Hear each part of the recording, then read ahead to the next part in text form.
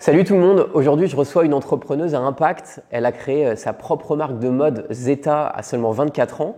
Aujourd'hui elle vend des milliers de ses baskets qui sont recyclables, recyclées et véganes et dont une partie est fabriquée à partir de marcs de raisin ou de marcs de café. D'ailleurs en 2020 elle a signé un partenariat avec la marque Nespresso. Laure Babin, la fondatrice de Zeta, est sur Bol Media dans le studio de Monza. Salut Laure. Salut Antoine. Alors Laure, tu as 27 ans et tu as créé la marque Zeta il y a un peu plus de 3 ans maintenant. Aujourd'hui, tu as déjà vendu des milliers de chaussures et ton actualité, c'est que tu t'apprêtes à partir à la conquête des États-Unis et du Canada en 2024, donc cette année, voire même l'année prochaine en 2025, tes premières livraisons de chaussures outre-Atlantique. Alors d'abord, est-ce que tu peux rappeler rapidement ce que c'est que Zeta et en quoi consiste cette marque de basket ? Exactement. On fabrique des baskets qui sont recyclées, véganes et revalorisables en fin de vie à partir de déchets comme du raisin, du maïs ou encore du café. On est basé à Bordeaux, on est une marque bordelaise et fière de l'être. Et on fabrique toutes nos chaussures au Portugal en circuit court. Alors tu as commencé, comme je disais, il y a un peu plus de 3 ans, donc tu avais en gros 22 ans quand tu as démarré cette aventure Zeta. Qu'est-ce qui s'est passé? Ça a été quoi l'étincelle? Quel moment tu t'es dit, tiens, je vais me lancer dans la mode, dans la fabrication de baskets? Moi, j'ai fait des études en management à l'IAE de Bordeaux et j'ai fait tous mes stages dans cette industrie-là, dans le textile et dans la chaussure, donc au Cambodge, au Pérou, aux Pays-Bas. Et en fait, je me suis peu à peu rendu compte qu'il y avait un vrai sujet au niveau de l'industrie du textile. C'est une industrie ultra polluante, la seconde après l'industrie du pétrole. Et en particulier la basket, qui est un produit que tout le monde porte. Tout le monde paire de baskets dans sa garde-robe, peu importe l'âge ni la génération. Et donc je me suis dit, pourquoi pas s'attaquer à ce produit-là et essayer d'en faire un produit résolument plus propre. Et donc j'étais en dernière année de master, je suis rentrée dans l'incubateur de mon école et je me suis un peu lancé ce défi-là en me disant, essayons de déconstruire ce produit et de le fabriquer proprement en Europe à partir de déchets qui sont déjà à disposition.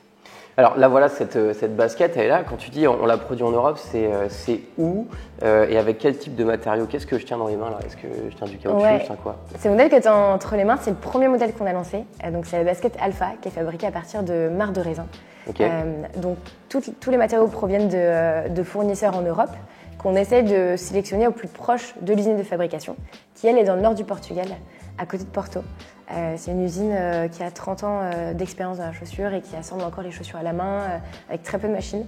Et du coup, donc on a une quinzaine de fournisseurs, donc du caoutchouc recyclé, du plastique recyclé, du marc de raisin, du liège recyclé. Et tous ces fournisseurs sont en Europe? Ouais, exactement. Okay. Le plus loin est en Italie. Ok. Voilà. Pourquoi ce choix du nord du Portugal? Est-ce que les Portugais ou ce pays a une compétence on va dire, sur la fabrication de chaussures, une compétence particulière? Ouais, au début, je voulais vraiment avoir une fabrication française. Je viens d'Angers, donc à côté d'Angers, on a la zone de Cholet qui fabrique encore un petit peu de chaussures. Mais beaucoup de à base de cuir. Ouais, beaucoup de cuir. Mais c'est surtout qu'en fait, très rapidement, je me suis rendu compte que le coût des matières recyclées associé à une fabrication française, on arrivait à un prix de vente au-delà des 200 € et c'était pas forcément ce que je souhaitais. Je voulais vraiment que ce soit un prix accessible pour démocratiser tout ça. Donc très rapidement, je me suis orientée vers le Portugal parce que je sais qu'ils ont un savoir-faire depuis des années dans le cuir, dans la chaussure. Et puis finalement, tous les fournisseurs viennent du nord du Portugal. Donc on limite aussi drastiquement le transport jusqu'à l'usine. Ok. À 22 ans, donc tu décides de te lancer dans la basket. Ça aurait pu être n'importe quel autre produit en fait, puisque comme tu viens de nous le dire, tu remettais en question la fast fashion quelque part, enfin notre consommation de produits, de vêtements. Pourquoi la basket? Pourquoi la basket? Parce que je suis une fan de basket, déjà premièrement, mais aussi parce que je me suis rendu compte que c'était le produit sur lequel je pouvais avoir l'impact le plus global. Ils s'en vendent des millions chaque année et le nombre n'arrête pas d'augmenter. Et c'est un produit qui est hyper controversé parce que fabriqué à partir de plastique, à partir de cuir, à partir de matières qui sont synthétiques et souvent dérivées du pétrole, et surtout fabriqué à l'autre bout du monde. 95% de la production est encore fabriquée en Chine. Okay. Donc c'était un produit sur lequel je pouvais avoir un impact assez fort. Et à l'époque, il existait quelques marques éco-responsables, mais personne ne faisait du 100% recyclé, alors qu'on a tout un tas de déchets à disposition. Aujourd'hui, est-ce que tu penses que tu as réussi ton pari quand ton idée de départ était un peu de révolutionner ça, révolutionner la fabrication de la basket et en faire un produit plus écologique? Je pense qu'on peut toujours faire mieux. On n'est pas parfait et on essaie de s'améliorer au quotidien. Par contre, je pense que notre produit, il a été conçu intelligemment. et à chaque étape de création de la marque, j'ai essayé de faire les choses avec conscience et avec bon sens surtout, et de me dire comment est-ce que je peux réduire mon impact au niveau des matières, au niveau du transport, au niveau d'un point de vue global. Et donc je pense que j'ai réussi mon pari. Pour ceux qui nous regardent et qui se disent sûrement, moi aussi j'ai 22 ans, j'ai une idée et j'ai envie d'aller jusqu'au bout, comment ça a démarré en fait? Donc tu es en école de commerce à Bordeaux, tu as cette idée, comment tu vas chercher des fonds pour trouver une usine d'abord, payer un sous-traitant pour qu'il t'aide à fabriquer cette chaussure, pour créer les patrons d'une chaussure, enfin on sait que c'est hyper compliqué. Comment tu t'es lancé là-dedans? Donc au total, il a fallu 1 an de développement pour lancer la marque. La première étape, c'était de structurer l'idée, de rédiger le business plan, le concept et de trouver une idée qui soit différenciante et innovante. Et ça, tu l'as fait avec tes profs en école de commerce? Non. Ouais, je suis rentrée dans l'incubateur de l'école et en fait, j'avais cours toute la journée et le soir après les cours, j'allais dans l'incubateur et je bossais sur le projet. Donc ça pendant 1 an quasiment. Et la première étape, c'était vraiment de structurer l'idée. Et en parallèle de trouver des fournisseurs et des usines. Donc ça c'est Internet. Et ensuite je me suis rendue directement là-bas. Dans le Portugal. Ouais, exactement. Et ça je pense que c'est une étape qui est un peu indispensable quand on a envie de créer un produit, c'est d'aller à la rencontre de ses fournisseurs, des partenaires et de leur montrer un peu la motivation. Parce qu'à l'époque, très généralement, quand on lance une marque de chaussures, il y a toute une équipe derrière. C'est ce que m'a expliqué l'usine avec qui je travaille encore aujourd'hui. C'est que si je ne m'étais pas rendue sur place, ils n'étaient pas sûrs de vouloir travailler avec moi. Ils t'auraient pas forcément fait confiance. Exactement. Ah ouais. Okay. Et ça a été un peu l'élément déclencheur. Parce que toi, tu arrives déclencheur. sur place avec, je vais te caricaturer, mais avec ton petit sac à dos, et puis tes plans de chaussures, de basket, en leur disant bonjour, j'aimerais lancer cette paire de chaussures, mais je sais pas comment on fait. C'est exactement ça, tu as résumé. En plus, ils parlent peut-être même pas la même langue. Ils parlent anglais, il y en a un seul qui parle anglais dans l'usine, ouais. Ok, donc il y avait aussi la barrière de la langue, donc ça n'a pas dû être simple de les convaincre. Ouais, c'était compliqué parce qu'en plus, le milieu de la chaussure, c'est un milieu qui est très patriarcal. Ok. Beaucoup d'hommes, enfin du moins à la direction et les femmes à la couture surtout. Ok. Donc je me suis retrouvée un peu décontenancée quand je suis arrivée là-bas. J'avais loué une voiture pour 3 jours, donc je suis arrivée dans la campagne à côté de Porto. J'avais 3 dessins sous la main, quelques matières. Et ouais, je n'avais pas grand-chose à leur dire en fait, si ce n'est aidez-moi à créer ce projet. Et en fait, il m'a vraiment expliqué que c'est le fait de m'être déplacée. Okay. T'as vu plusieurs usines, plusieurs sous-traitants? Ouais, j'en ai eu 3, ouais. Okay. Et c'est la première avec qui j'ai eu cette question de feeling, intuition, ouais. Okay. Instinct et de se dire c'est celle-ci avec laquelle il faut que je bosse. Okay. Et pour revenir à ta question du financement, j'en avais pas. Donc t'avais pas d'argent? Non. Clairement. En fait, je voulais surtout pas emprunter de l'argent ou contracter d'emprunt sans avoir une preuve de marché. Okay. Donc ma preuve de marché, c'était le prototype. Et je voulais faire un prototype pour être sûre que ça allait être possible. Okay. Et donc pour ça, j'avais quelques économies. Que ça allait être possible de fabriquer le produit ou de le vendre? De fabriquer, surtout. Ok, surtout fabriquer. Ouais. Tu t'es pas dit tout de suite, est-ce que ça va se vendre? Ah évidemment, c'est une question que tu te posais, bien sûr. Ouais. Mais ça, c'était plutôt, il faut prendre le risque okay. pour voir si ça fonctionne. Mais je voulais avoir une preuve physique avant d'aller voir des banques ou avant d'aller solliciter certaines personnes. Et donc j'avais quelques économies, je bossais dans un bar à côté des études. Et en fait, le projet il s'est lancé avec 1500 €, Ok. tout au plus. Et donc après, c'est de la débrouille. C'est vraiment de la débrouille. C'est que j'ai tout fait moi-même, de la com à la campagne de crowdfunding, au graphisme, au sourcing des matières. Ouais, il n'y avait pas eu de prestataire. Et comment on te regardait à l'école quand tu arrives avec ce projet?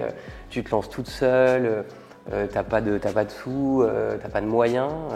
En plus, dans un projet à impact, est-ce qu'au moment où tu faisais tes études, est-ce que les autres étudiants aussi avaient ça en tête? Nous aussi, on veut faire des projets à impact, ou est-ce que c'était pas encore, entre guillemets, la majorité? Non. Donc là, on parle de 2019, donc il n'y a pas longtemps, il y a 5 ans. Ouais. Nous, on était une promo de 35, et donc c'était le stage de fin d'études en master. Donc tout le monde est parti à Paris dans des gros groupes, L'Oréal, Lego. Et donc moi, j'ai décidé de rester à Bordeaux pour faire le stage de fin d'études sur le projet. Il fallait une dérogation spéciale à l'époque, c'était encore quelque chose qui n'était pas très... démocratisé. Ouais, l'entrepreneuriat étudiant, en fait, c'était pas très démocratisé. Okay. Et donc j'ai fait ce stage de fin d'études, et c'est vrai que Ouais, mes potes comprenaient, mais pas tellement en fait. C'est-à-dire, ils disaient quoi? Ils étaient curieux. Mais ce qui soulevait le plus d'interrogations, c'était le raisin. Je me suis dit, me dire, mais t'es sûr de vouloir faire ça? Enfin, ça va fonctionner? Il y avait beaucoup de doutes. Et même mes copines me le racontaient après. Est-ce qu'il y en a qui t'ont un peu dit, mais arrête, laisse tomber, ça va pas marcher, passe à autre chose? Ouais, bien sûr. Okay. Mais mon entourage, mes parents aussi. Ok. Ouais, complètement. Et qu'est-ce qui te fait tenir à ce moment-là? Quand tout le monde te dit arrête, passe à autre chose, ça doit te mettre un doute. Tu te dis, qu'est-ce qui fait que tu t'accroches à ton idée? Je sais pas, l'intuition, je pense, me dire que, au fond de moi, j'étais persuadée qu'il fallait que je le fasse. En fait, plus j'avançais et plus je voyais que les briques aussi, qu'il y avait des choses qui me prouvaient que le projet avançait et que ça pouvait se faire. Donc je me raccrochais à ça. Je disais, allez, j'ai trouvé ce fournisseur-là, j'avance sur ce sujet-là. Et en fait, petit à petit, je voyais que ça avançait, je me suis dit, ok, ça va le faire. Et donc à ce moment-là, c'est un peu de confiance en moi, chose que j'avais pas du tout à l'époque pourtant. Mais me raccrocher à... Puis l'impact que je pouvais avoir aussi, me dire que je me rendais compte que ce projet avait un impact RSE et donc environnemental et à la fois social. Donc je me raccrochais à ça. Alors toi, tu es né dans un environnement qui n'est pas du tout, où il n'y a pas du tout d'entrepreneurs. Tes parents sont instituteurs. Du coup, quelles ont été tes références en fait? Est-ce qu'il y a un modèle qui t'a inspiré dans toi, ton envie, on va dire, qui n'est pas forcément dans la lignée familiale, de te lancer dans l'entrepreneuriat? C'est plutôt des boîtes qui m'ont inspirée. Patagonia, beaucoup. Yvon Chouinard, le fondateur, qui a écrit un super bouquin. Et Opal, une marque qui est dans le Pays Basque, qui fait des vêtements recyclés. Ouais, exactement. C'est plutôt ce modèle de boîte qui m'a inspirée, qui m'a dit que c'était possible, qui m'a fait comprendre que c'était possible. Mais ouais, il n'y a pas eu vraiment de référence dans mon entourage, en tout cas, parce que c'était pas forcément le modèle qu'il fallait suivre, du moins. On m'a souvent dit qu'il fallait... Enfin, je me souviens très bien, parce que j'ai eu plusieurs projets entrepreneuriaux avant Zeta. Okay. Il y en a eu 3. Qui sont, par exemple, est-ce que tu peux donner un exemple? Ouais, à 18 ans, c'était une marque de t-shirts. À 18 ans déjà, d'accord. Okay. Une marque de t-shirts bio avec écrit le Marseillais, la Marseillaise, le Parisien, la Parisienne. Okay. Parce que je m'étais rendu compte que les Français étaient très chauvins. Ouais. Il y a eu un projet de laverie collaborative et il y a eu une application de rencontre à l'étranger pour tous les étudiants qui partaient en stage, en Erasmus et qui se sentaient un peu seul. Un peu seul, ouais.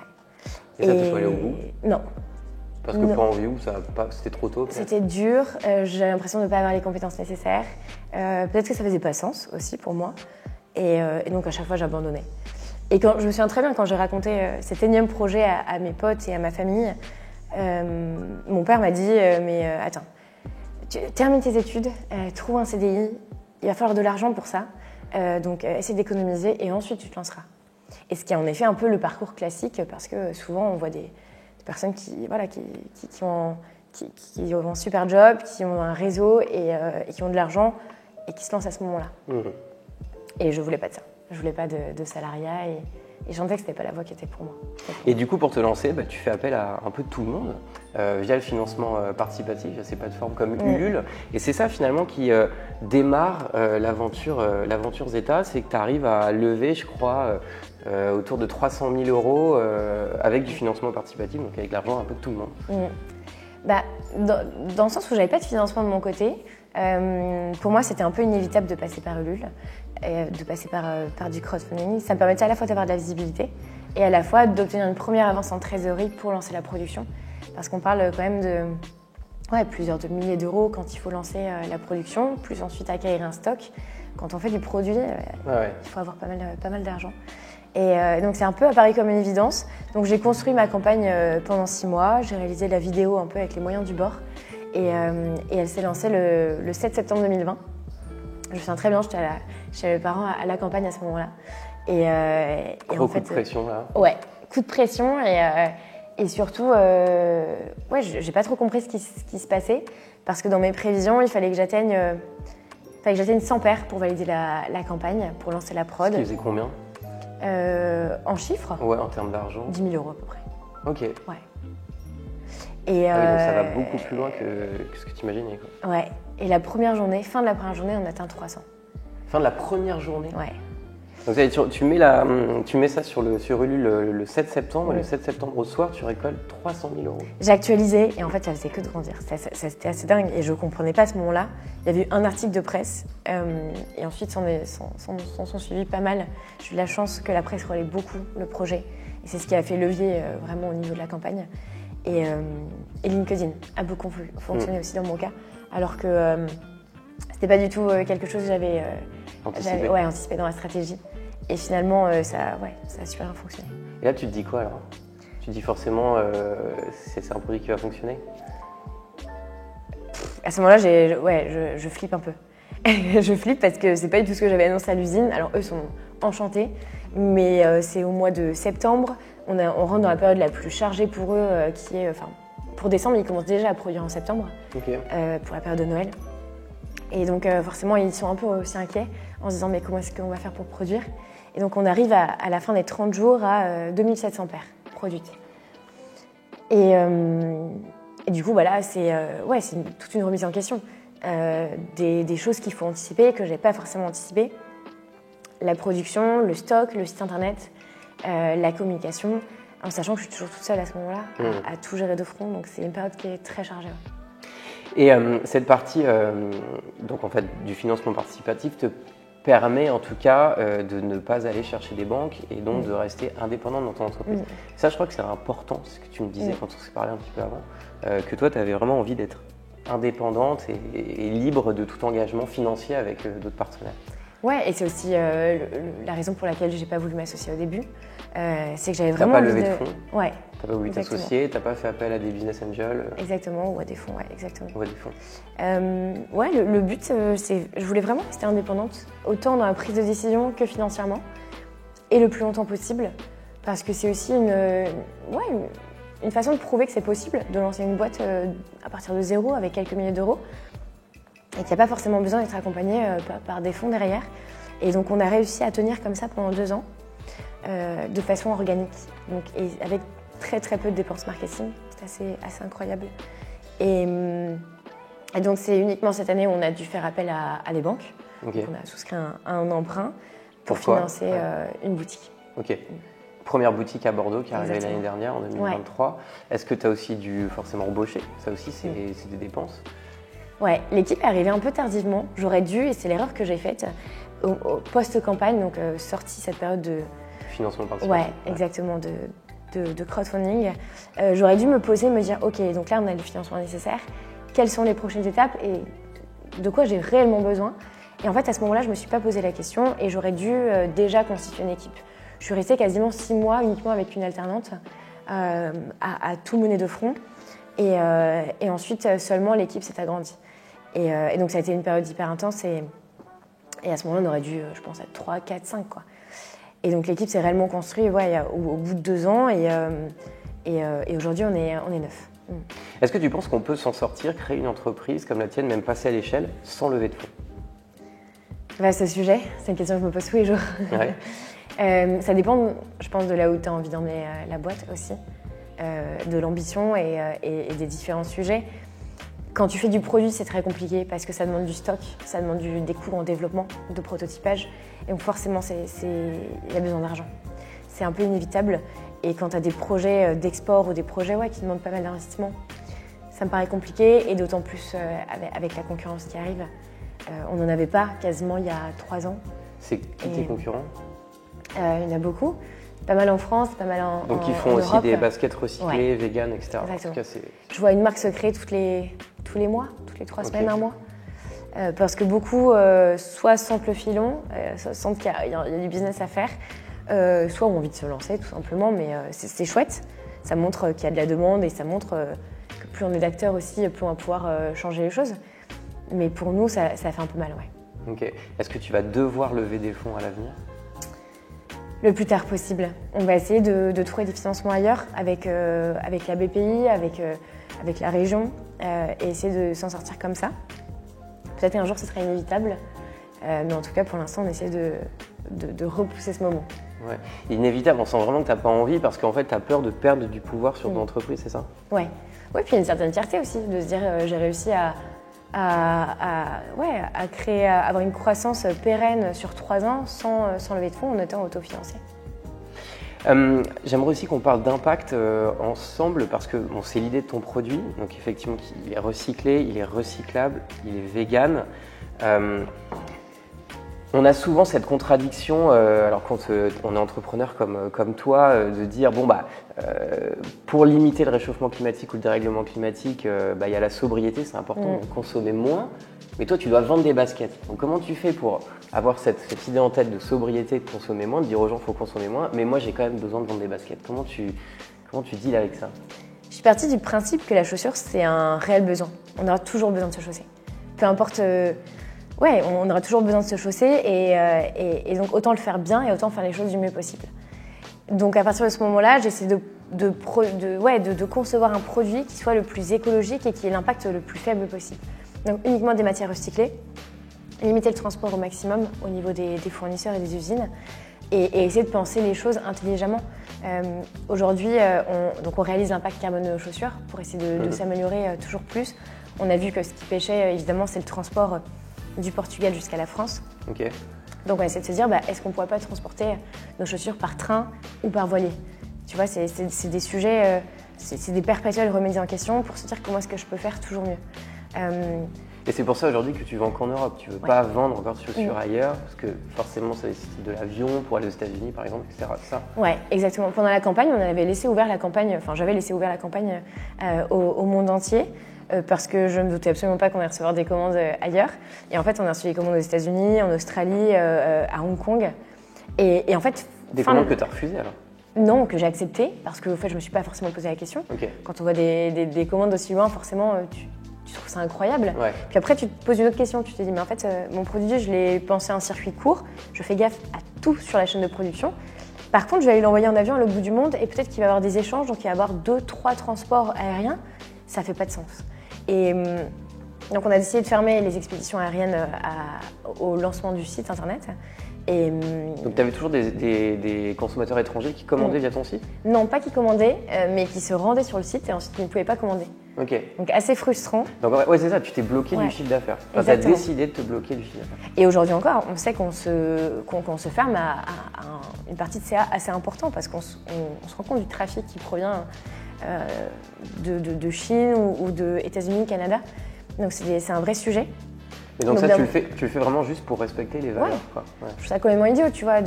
Quand je regarde un peu mes concurrents et que je vois qu'ils proposent une livraison express en 48 heures aux États-Unis à l'autre bout du monde, je me dis mais ça n'a aucun sens. Ça n'a aucun sens. Tu peux pas être aligné, tu peux pas proposer un produit ultra responsable et proposer de l'expédition par avion. On sait qu'aujourd'hui, c'est ce qui pèse 30% du bilan carbone. Donc, notamment, il faut être un peu en raccord avec ce qu'on dit. Et pour autant, c'est un de tes objectifs, là, c'est d'aller vendre en Amérique du Nord, au Canada et aux États-Unis. Alors, pourquoi tu t'es décidé de le faire et comment tu vas le faire? C'est un sujet qu'on avait toujours en tête, mais on ne savait pas si c'était le bon moment. Et cette année a été un peu difficile, ça a été une année un peu charnière parce que le dernier trimestre, on a complètement subi l'inflation en France et un peu en Europe. Beaucoup moins de ventes, en gros. Comme beaucoup de monde. Ouais. Le prix des matières premières a augmenté, donc nos marges ont diminué. Et les ventes ont baissé côté consommateur. Les gens ont beaucoup moins de pouvoir d'achat et du coup achètent moins de produits, on va dire, non essentiels. Et donc on l'a vraiment senti et en parlant avec d'autres marques, ce qui les a sauvés à ce moment-là, c'est de pouvoir se reposer sur les ventes aux États-Unis ou au Canada. Parce que là-bas, l'inflation ne se ressent pas. Les gens dépensent beaucoup plus, il y a un pouvoir d'achat qui est 2 fois plus élevé qu'en Europe. Et on est un peu dans le pays de l'ultra-consommation aussi. Et un autre sujet dont je me suis rendu compte, auquel je ne savais pas, c'est en partant au Canada pour aller trouver des entrepôts sur place, c'est que le Canada, en particulier, on a l'impression que c'est un pays qui est très nature, il y a beaucoup de lacs, il y a beaucoup de forêts. Très vert, mais pas forcément très écolo. Exactement. Et en fait, ils sont un peu en retard niveau consommation durable. Et il y a très peu de marques éco-responsables ou de marques recyclées. Et donc, c'est vraiment le bon moment pour y aller et pour aller mettre en place une stratégie de distribution. Alors, comment tu vas faire? Parce que tu ne veux pas utiliser l'avion. Comment tu envoies tes produits au-delà de l'Atlantique? L'idée, c'est de les faire partir de Bayonne. Donc, nous, on a notre entrepôt à Bordeaux. C'est de les faire partir de Bayonne et qu'ils arrivent sur la côte Est, soit des États-Unis, soit du Canada, de les stocker dans un entrepôt et ensuite les distribuer par transport routier de façon classique. Donc ils partent de Bayonne et qui prennent un bateau? Exactement, c'est un voilier. Donc il y a 9 jours de traversée. C'est un voilier qui avance uniquement avec la force du vent et avec les énergies renouvelables, avec le soleil. Ok. Et comment tu as trouvé cette entreprise-là? Alors j'avais fait un peu de recherche sur Internet et puis dernièrement j'ai écrit sur LinkedIn que c'était un de nos projets en cours pour 2024. Et il y a quelqu'un qui m'a écrit en disant mais voilà, nous on fait ça depuis quelques années et je serais ravie d'en parler avec toi. Et on a échangé et c'est vrai que ça me paraît incroyable en fait. Ouais. Qu'il y ait des gens qui se démènent justement pour éviter le transport par cargo ou le transport par avion. Alors ça c'est vraiment un tout petit phénomène mais qui prend de l'ampleur, hein, le transport par voilier. Ça tu l'as senti justement par rapport au peut-être il y a quelques années où quand tu essayais de chercher ce genre de choses, là ça arrive aujourd'hui? Bah, pas tellement, j'entends pas en fait de marque qui fait ça. J'ai l'impression que la majorité des marques, elles veulent vendre aux États-Unis, bah, elles envoient par avion aux clients et puis ils les reçoivent dans les 3 jours. Quoi. Okay. Et par contre, en parlant avec cette personne, donc l'entreprise s'appelle Vela, il m'a expliqué qu'il m'a donné le nom des marques avec lesquelles il travaille, donc il y en a quand même beaucoup. Okay. C'est surtout des boutiques, des marques françaises qui ont des boutiques aux États-Unis et qui vont exporter leurs produits là-bas. Surtout parce qu'il y a une réglementation qui l'impose. Au-dessus d'un certain nombre de salariés, ils doivent répondre à certains critères RSE. Et donc, il y a certains sujets... Donc ouais, ça permet de faire baisser leur bilan carbone. Exactement. Quoi, c'est ça. Donc c'est plus une obligation, mais je trouve ça quand même chouette. Est-ce que c'est plus cher? Est-ce qu'il y a des inconvénients à ne pas prendre l'avion? C'est un peu plus cher, et encore qu'on s'y retrouve sur certains sujets, ça prend plus de temps. Évidemment, il faut compter 9 jours de traversée, ensuite il y a le dédouanement, ensuite il y a le stockage, et ensuite il y a le transport routier jusqu'au client final. Mais c'est quelque chose qui s'anticipe. Est-ce que c'est une grosse étape pour toi dans le développement des États, le marché américain? C'est une étape grande comment en fait? Pour moi, ça recommençait à zéro. Okay. Pas au niveau du produit évidemment, mais là en fait, on s'attaque à un marché qui est complètement différent. On s'attaque à un continent entier et à une façon de consommer qui est différente. Donc il y a vraiment une stratégie à mettre en place de distribution. Est-ce qu'on va plutôt s'attaquer à la vente en ligne, aux boutiques, aux ventes privées? Comment est-ce qu'on fonctionne, même au téléachat? Je sais que ça se fait beaucoup aux États-Unis. Sur quoi est-ce qu'on communique? Est-ce qu'on va plutôt parler de l'innovation produit? Est-ce qu'on va parler d'autres sujets? Donc ouais, il y a une énorme stratégie à mettre en place et c'est un vrai tournant pour nous. Ça commencera en 2024 ou en 2025? C'est les premiers produits qui vont partir là-bas? Ouais, l'idée ce serait on s'est fixé comme deadline début 2025 pour commencer la distribution. Ok, donc là toute l'année c'est concevoir le trajet, comment ça fonctionne, trouver des entrepôts là-bas, c'est ça? Ouais, pendant un an? Mettre en place la stratégie pendant un an et recruter quelqu'un. Ok, sur place en Amérique du Nord? L'idée c'est plutôt dans les bureaux à Bordeaux, okay. Mais qui soit country manager et qui gère en fait tout l'opérationnel sur l'Amérique du Nord. Ok. Est-ce que tu poursuis un rêve un peu plus grand que Zeta ou est-ce que pour l'instant cette entreprise elle nourrit de ses ambitions personnelles et professionnelles? Bien sûr, on rêve toujours de plus grand. Cette idée de pouvoir arriver à distribuer sur d'autres marchés, j'aimerais le dupliquer en Asie, en Amérique du Sud et un peu partout. Et réussir à développer plus de produits, avoir une équipe encore plus grande, parce qu'aujourd'hui on est 9, mais on manque un petit peu de personnes.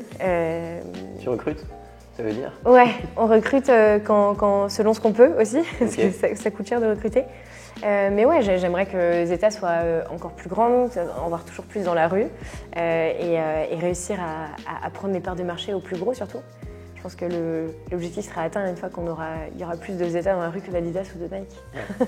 On peut te souhaiter quoi pour 2024? Alors tu as une nouvelle boutique en 2023, plus de boutiques en 2024, c'est possible? C'est une envie ou pas? Ouais. Là aujourd'hui on a une petite boutique de 20 mètres carrés qui fait office un peu de showroom et c'est une étape un peu intermédiaire avant d'ouvrir une vraie boutique. Donc l'objectif d'ici 3 ans c'est d'ouvrir une grande boutique à Bordeaux. À Bordeaux. Ouais, à Bordeaux et peut-être à Paris. On a une grande partie de nos consommateurs qui sont entre Bordeaux et Paris. Et donc ouais, ça fait partie d'un de mes rêves. Eh bien, merci beaucoup Laure d'être venue dans Bol Media. Merci à toi. Merci beaucoup.